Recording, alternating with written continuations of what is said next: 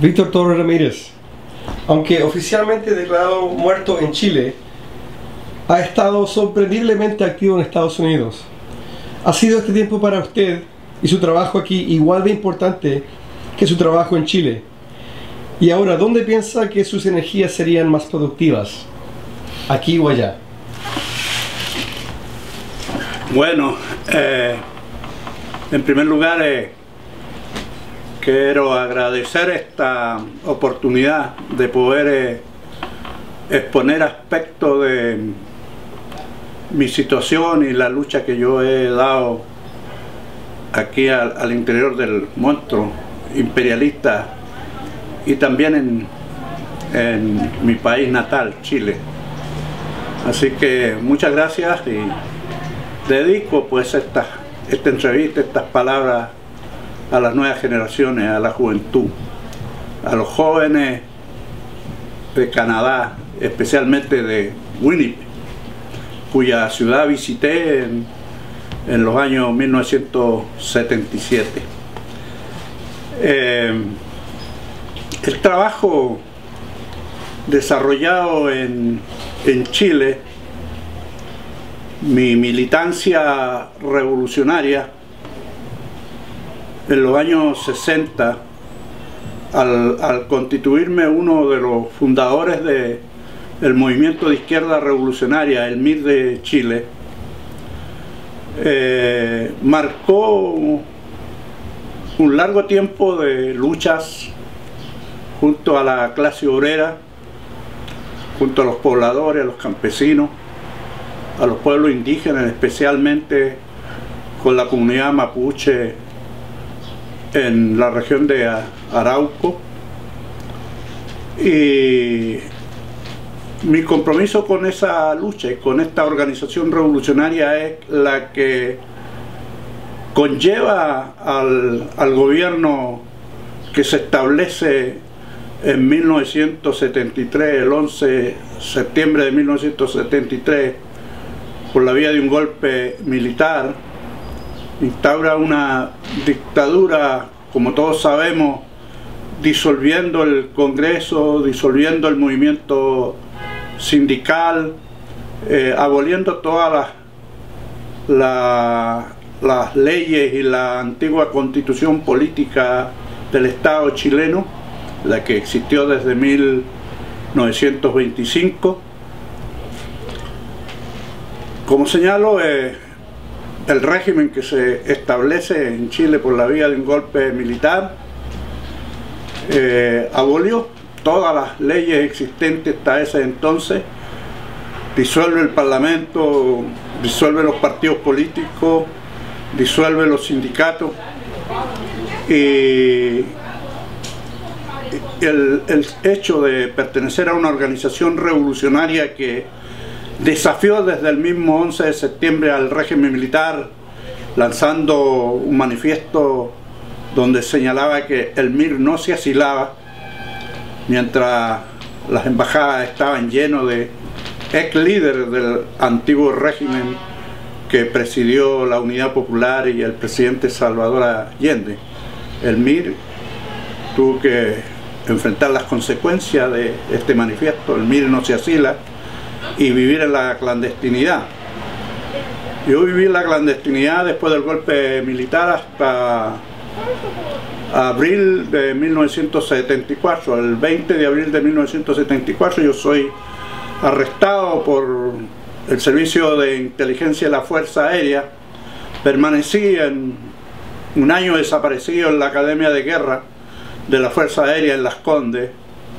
que se transformó en un centro de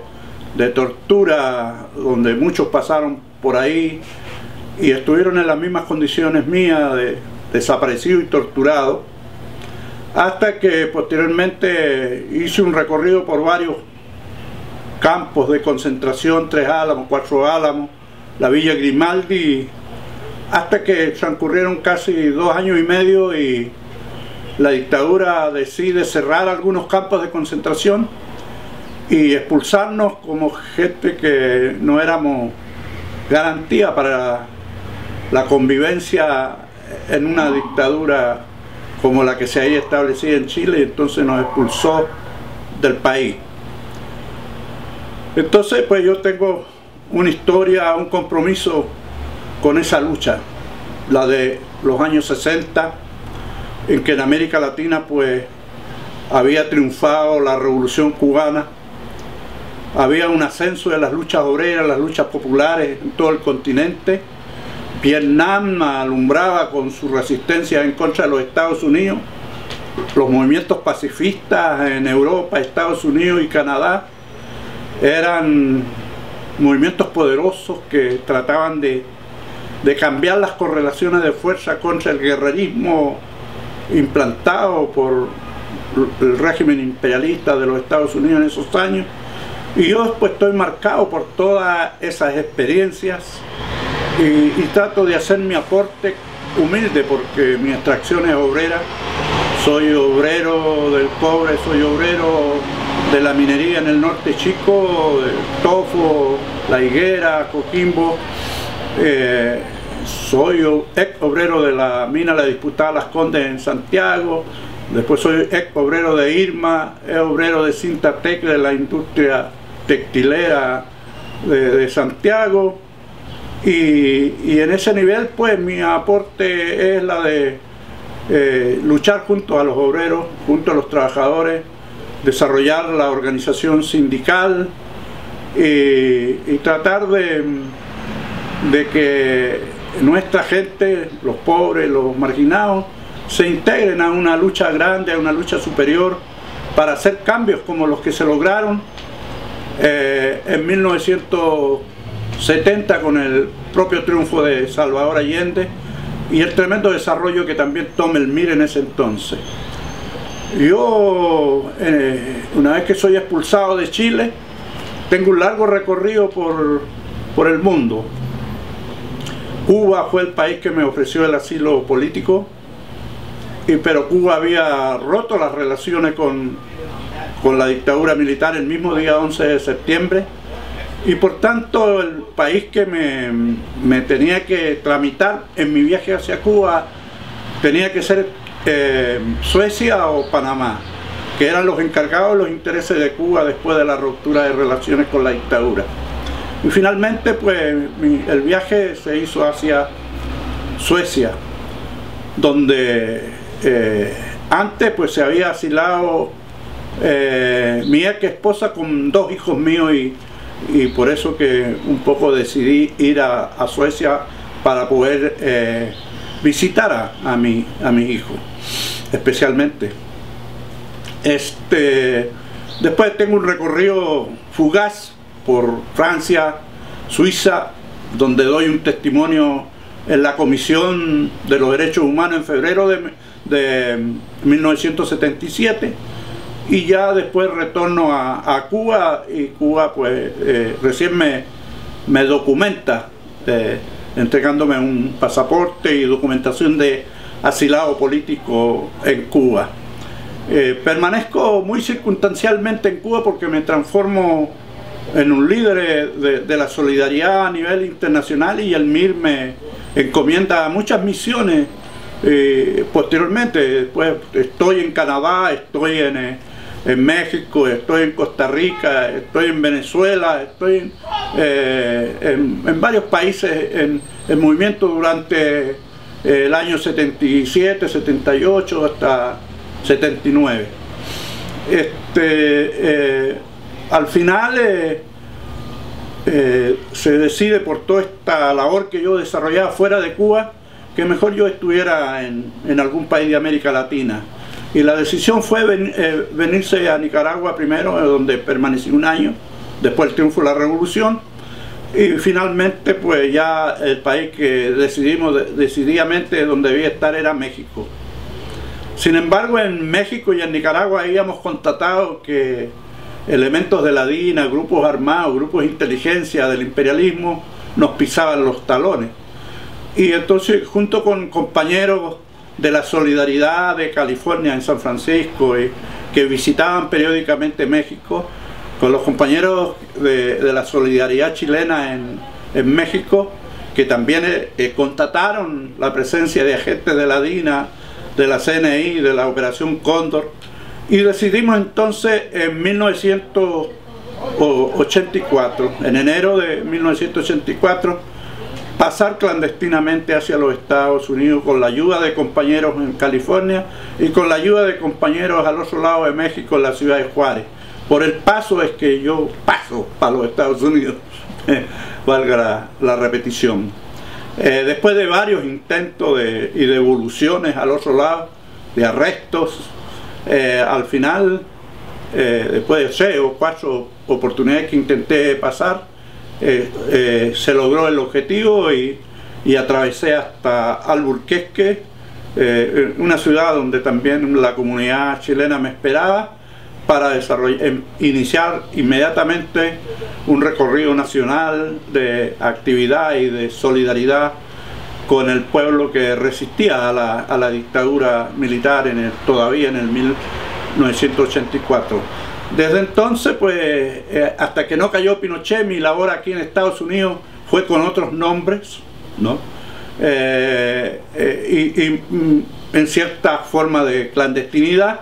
desarrollando una labor frontal contra la dictadura, contra Pinochet, ¿no? Y de todas maneras mis imágenes salían en los diarios, salían en la televisión, siempre estaba desarrollando una campaña política en contra de Pinochet.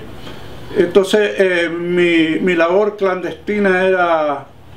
era relativa, no es que yo estaba escondida en una cloaca acá en los Estados Unidos, sino era un clandestino que actuaba públicamente en el movimiento social, en el movimiento sindical, en el movimiento popular de los Estados Unidos, y que fuimos desarrollando una política que la solidaridad con Chile no podía ser solo una solidaridad con empanada y vino tinto y bandera chilena, sino que tenía que ser una solidaridad de la clase obrera de los Estados Unidos, de los sindicatos de los Estados Unidos, con el pueblo chicano, el pueblo mexicano, con las comunidades latinas, con toda la composición étnica y social que conforman la sociedad de los Estados Unidos, con el movimiento multiétnico, el movimiento multirracial y multicultural.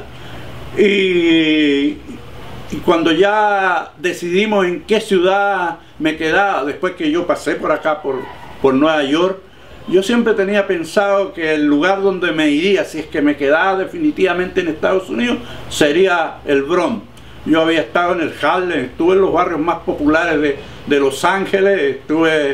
estuve en Washington y estuve en Chicago, me conocí todos los barrios más increíbles, pero el que me atrajo a mí fue el Bronx. Para mí el Bronx era el tercer mundo, viviendo en las entrañas del monstruo, en las entrañas de los Estados Unidos. Aquí todas las condiciones de extrema pobreza y pobreza que yo vivía en Chile se manifestaban aquí, y había un pueblo maravilloso que en sus ojos por lo menos señalaba que estaban disconformes con tanta injusticia, con tanto racismo, con tanta brutalidad policial, con tantos desengaños, ¿no? Porque todos los que llegan aquí llegan con la idea del sueño americano y se terminan quedando dormidos por muchos años. Entonces, pues, bueno, dice, ya, nos vamos a quedar en Estados Unidos, vámonos para Nueva York. Teníamos un grupo de compañeros que nos apoyaba acá en Nueva York, viví un tiempo en Staten Island, muy poco, y después un compañero chileno que trabajaba en el sistema de vivienda de la ciudad acá, y que había sido un compañero del MIR, pues me dice, yo te voy a conseguir una casa en el Bronx. Y la casa era de mal traer, pero era un apartamento donde por lo menos no iba a pasar frío y donde podía tirar los huesos. No traía nada, ¿no? Nada, ni una cosa. Por la calle empezamos a recoger los cates, las camas, las tapas y a construir el apartamento. Después traje a otros compañeros que encontré en esta ciudad, un indígena, a la Calufe, nada menos que de allá de Tierra del Fuego, y me lo llevé para allá, para el apartamento, y los dos convivimos mucho tiempo esperando que algún día viniera nieve y viniera mi hija, que todavía se encontraban en México.